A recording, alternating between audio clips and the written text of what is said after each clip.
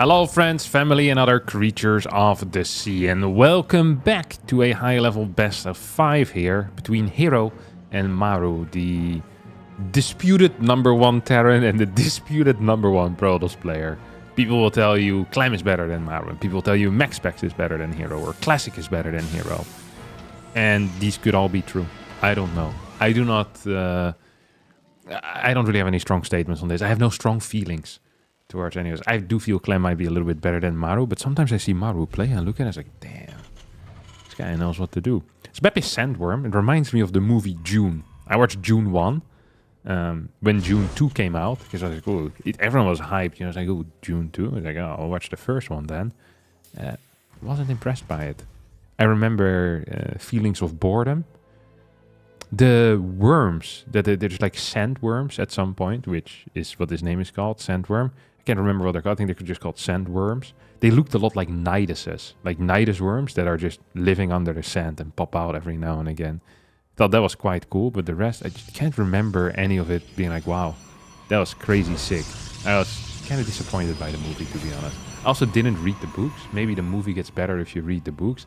But I always find that a weak excuse for movies. It's like, oh, this one is much better if you read the book first. Like, oh, that doesn't make any sense.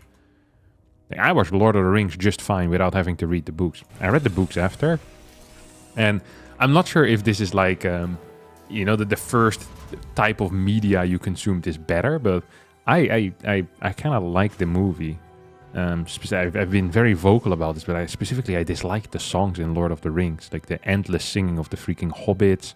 The fact that there's a guy called Tom Bombadil as well that sings like for like 5 pages straight. I wasn't a huge fan of that. Was not a huge fan of that. In the movies, that does get cut a bit. Although in the movies, the Sam Frodo parts are a bit more of a drag than they are in the books. So, you know, you win some, you lose some. It is what it is. I haven't watched Game of Thrones yet. I recently got myself the Game of Thrones books, so I'm going to be reading those. And I wonder if there it's going to be the same. The downfall of that series was actually crazy, because it was so freaking huge. And then I think like season 7 or 6 came out, whatever the last few were. And people just kind of, you know, they kind of fell out of love with it. So I'm curious to read the books. And excited for it as well. Also excited for this game, as herO opened up with a, I think it was an Adept Stalker Sentry here that we saw, into 3-Gate Phoenix. This is one of these build orders. It's like, this is such a nasty build, okay? This is actually one of the nastiest builds that I know. It is disgusting. It actually is disgusting. So, you save up Phoenixes, you have full info with your Sentry, and you can just blind counter whatever the hell your opponent is doing. And as a Terran, it's like, you have no info. If you go for a mine drop to get info, you lose your mine drop. Like, unless you magically get a Reaper into the main base, you're just freaking... You're cooked. Like, there's nothing you can do to gather any info whatsoever. So we're gonna go for a tank marine cyclone push out. This hits like a truck, by the way. 4 SCVs, a tank, a cyclone, 6-7 marines in the mix as well. How many Phoenix do we have? We have 3 Phoenixes. We have 3 gateways filled with units. We have a Guardian Shield available here too. Hallucination on the way. This is a serious army though here out of MARU. We get a lift on the tank, the Viking and the Cyclone saying, hey, if you can't deal any damage, you can't kill my units. This is very sound logic, and we're gonna get another lift. I love how herO approached this situation, just purely denying DPS. Too often we see single lifts, not on herO's side of things. He said, I'll kill all of your marines while I deny these fat units, these tanks, the Cyclone and the Viking, and boom, life is going to be freaking great. We'll blast the medevac out of the sky as well. herO is cooking MARU. Oh my god, MARU. Dude, this guy is boiled. He is baked right now. Not in the drug sense, but in the sense that he's ready to be eaten by herO. Gonna follow this up with an Oracle, which makes absolutely 0 sense. But just because something makes no sense doesn't mean it's necessarily bad. It just means it's weird. That move-in, for example, also was weird. As he lost, I think, a Phoenix and 2 Adepts and killed a single Viking, which isn't like the craziest pickoff I've ever seen. It's like, wow, that's insane. It's more like, wow, that's insanely not good for someone that voluntarily went in and did that, you know? Doesn't make a whole lot of sense. Oh, we're gonna actually lift 2 more marines here. That's neat. Viking in the sky, still trying to shoot at these Phoenixes. Oracle in the mix is going to get a fat energy recharge. We're going to get a couple of stasis out as well here. You have a battery that's now being added into the mix too.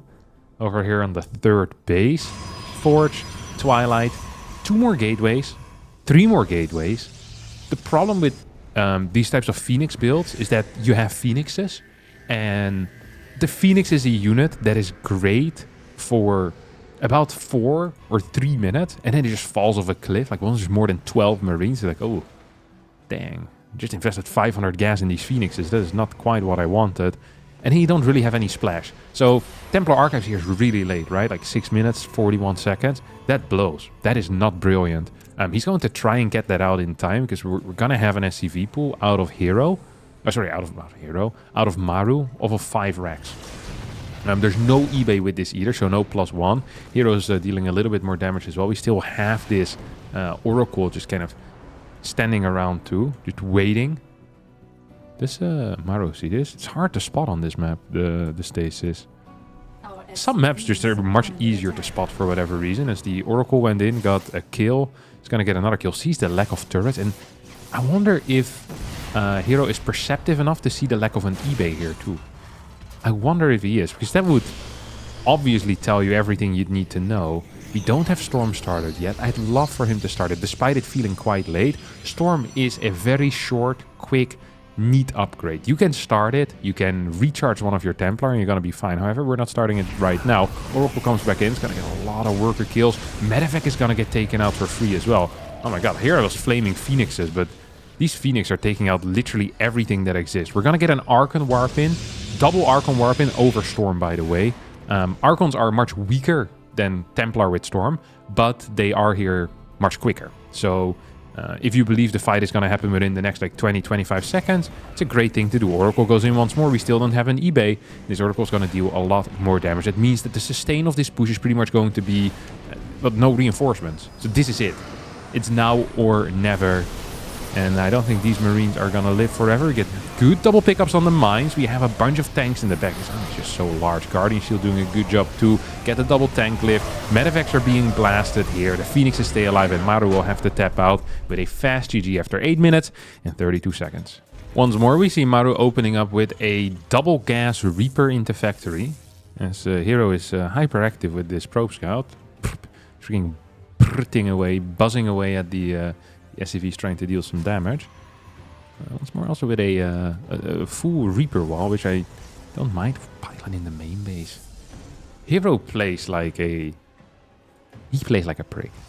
There is something about herO. He plays like a proper prick. Pylon in the main base. If I am MARU here, I'm pooping my pants big time, because you have no clue what's going on. You're probably never gonna figure out what the hell is going on. Stalker's gonna come out. This was a Nexus before core, by the way, wasn't it? The Stalker is late as hell. Hell yeah. Absolutely next before core. It's gonna be Stalker. Blind battery in the main base. Which is one of these things that just doesn't happen. Cyclone coming out. So Reaper into Tech Lab. Factory on the Tech Lab. So this is one of the builds that has become a little bit more popular as of late. A robotics facility, okay.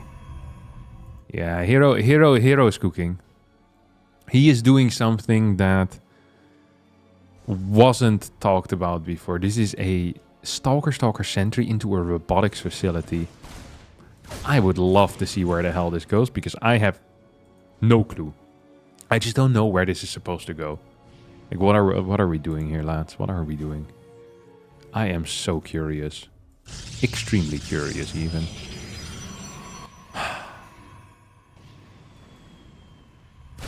Ooh, Reaper might die. Reaper will die here, won't it? One more shot. No, barely manages to escape. We have the Cyclone on the left side. That is meant to be a hallucination, deny. Instead, the Cyclone is going to go towards the middle. Hallucination is going to come in and get the full scout.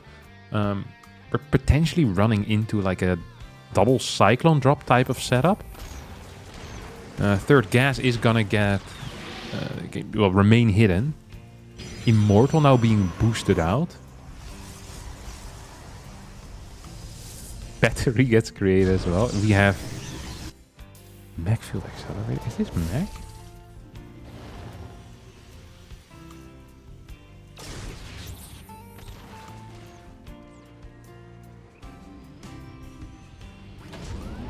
third cyclone?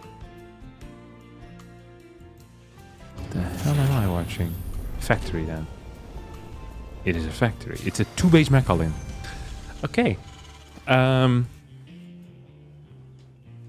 Yeah. I mean, this is not a common build. There is a third base on the way. We have Sentry, Stalker, Immortal, which is not going to be good enough to deal with this. Mine gets a single kill. I mean, the response here was fine, though. This is such a weird setup. This is like an Immortal-based army. Third Immortal coming in as well. Do you go for Blink or for Charge behind this? I don't even know what your plan is, could, would, or should be. These Cyclones are now moving out for a left side attack. Is it gonna be like a double drop, or I think he's just wanting to kill something here. Hellions coming out as well. Get the swap. I think we'll get a reactor on this eventually, by the way, so we can produce Liberators. This is how Gumiho played a couple of GSLs ago. Okay, we have an attack on this Cybernetics core. Charge indeed is on the menu. Cybercore is gonna get taken out, no? Hell yeah. Okay, core is down. Accelerators finish up now. Almost want to kind of turn around and fight that. As a lip starts. We're gonna get tanks or just more Cyclones. I remember the way that Gumiho played was 6 Cyclone. And after 6 Cyclone into tanks. I wonder if that's going to be the same here. So that would mean that this is going to be a tank. No, it's going to be more Cyclones. This is a very weird way of playing. Just a really, really odd way of playing.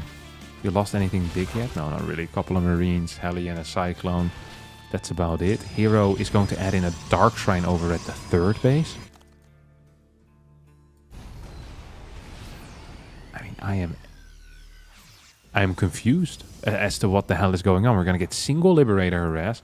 Medevac being built as well. So it's like a Hellion Hellbat Cyclone push, I guess. The problem is that it's herO that's pushing in.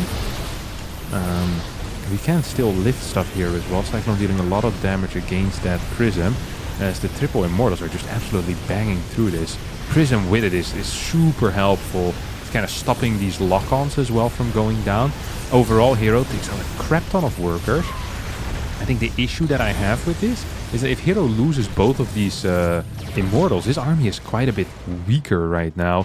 We have this Liberator that killed 10 workers as well. Stalkers got warped in to deal with it eventually. We have 7 Cyclones, 6 Hellions, and really nothing here defensively. If MARU keeps some of these scans alive, I think this push could potentially win the game. It's also possible that this push eventually gets pushed back. I'm just not too familiar with how this is supposed to work out. We have a couple of force fields. They need to be good. If the force fields are good, we're already doing something decent. Okay, here come the Hellbats. They're moving in forward. Cyclones all locked onto units. Battery is now inactive. So this is all gonna get clear. DT shows up. Hellbat still fighting big time. Here comes scan number 1. There goes DT number 1. And I think MARU, with a 2-base MECH ALL IN, is actually going to be winning this game. GG gets called as Persephone goes to MARU after herO attacks into a 2-base Terran. Game number 3 will be played here on Grassland. Man, they have a wild freaking map pool. They just put in some maps. Like, Grassland is really old. It's actually a really, really old map. It's also not necessarily one of my favorite maps. Grassland has some fairly glaring issues. Mainly the ease of camping on 5-6 bases. The lack of paths that there are on this map. I think make it a suboptimal map for competitive play. But, you know, it is in the map pool. And we're going to have to live with that. What's in this tournament's map pool. It's not in the actual map pool. We're going to have to live with that. Stalker once again. No scout. Nexus before core. Marine first out of MARU. So a switch up from previous games. It's going to go Marine into Tech Lab. I wonder if this is... Okay, yeah. This is what I was wondering. I was wondering if it was going to be straight Cyclone, or if there was maybe a like a Marauder. We sometimes see Marauder type of builds into a Mine Drop. Something Beyond is a particularly big fan of. Just gonna get to Chrono Boost here as well. And then the Sentry will pop out. We're gonna hallucinate it and take it from there. See what hero's plans are gonna be. Twilight coming in. That is the one thing we do know for certain. Quick Twilight. Okay, Cyclone comes out. Marine on the way here as well. We have money for a starport, but it's not currently being constructed. Okay, there we go. Let's get added into the mix. And I think a reactor will be the next thing. Yeah, okay. This build order makes some sense to me as the Cyclone will pop out 3 minutes and 10 seconds in. That will be the end of this hallucination. Most likely. I don't say most likely, I mean most definitely. Oh, I love this. Cyclone into mine. So we're gonna get like a... I'm not sure if this is a double mine drop or a single mine drop or a triple mine drop. It's gonna be hard to spot though for herO, because he sees that tech lab and you don't usually think of mines when you see that. So I am a fan of that. I am a fan of that indeed. Here comes the first medevac. Is he just gonna be mine into tank? Mine into Cyclone. Oh, he's playing mech again. Third gas is here too. Okay, it actually is going to be mech most likely then.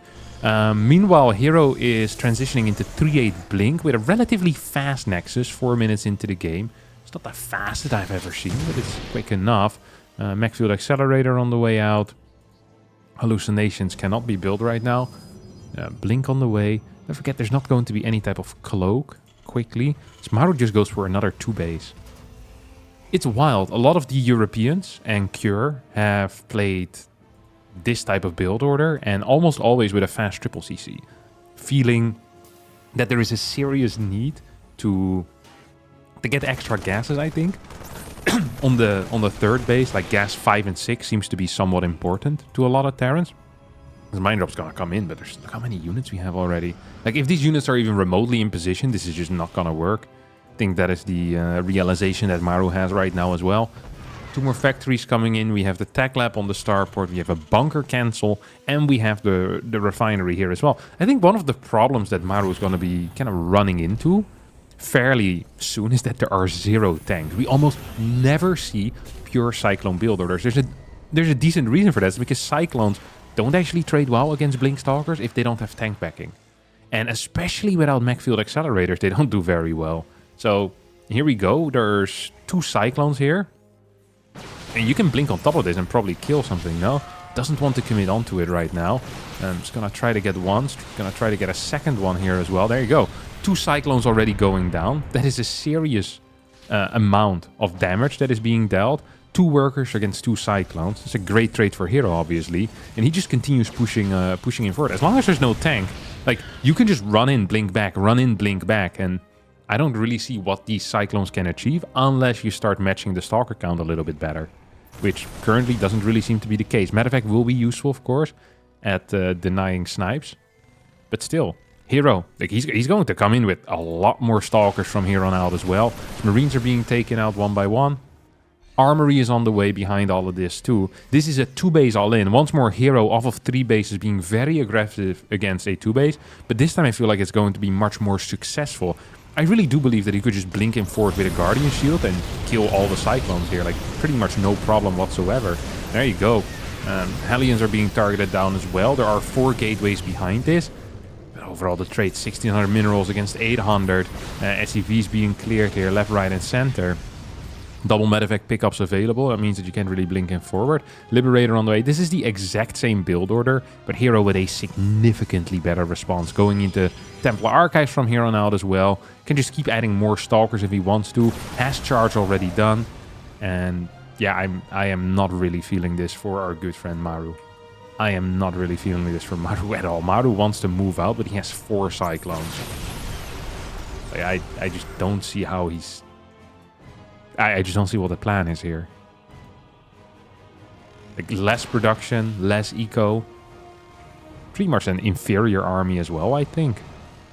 Like, if we count the units behind all of this. We're not going to get Storm. Don't believe that. A couple of Stalkers do end up falling here, so that's neat at least.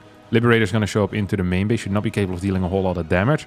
So we're moving into 10 gateways right now, as well as a forge. SCV's being pulled off the line from the natural. It is 102 supply against 109. I feel like a single tank would have made this game 100 times better, by the way, for MARU earlier on. Would have had like 4 extra Cyclones here. Liberator shows up into the main base, so that's a cute move. It's going to disengage and re-engage here, I think so at least. This army just continues moving in forward. Zealot, Archon, Stalker. So, ooh, these Stalkers are kind of getting caught. Okay, herO moves it back.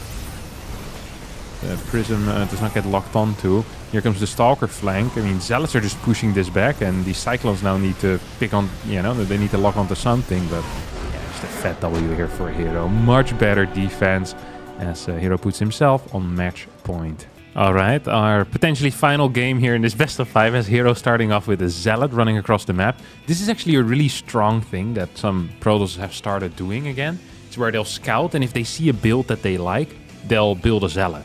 It's kind of like a reactionary Zealot, and here it's going to actually do fairly well. I don't think this CC can finish up in time, and that's going to be frustrating as all hell. Cyclone will need to be built as the Adept shows up as well. Oh no, MARU accidentally leaving the door open. I think if this Adept had entered the main base as well, there would have been, I mean, it would have been significantly worse.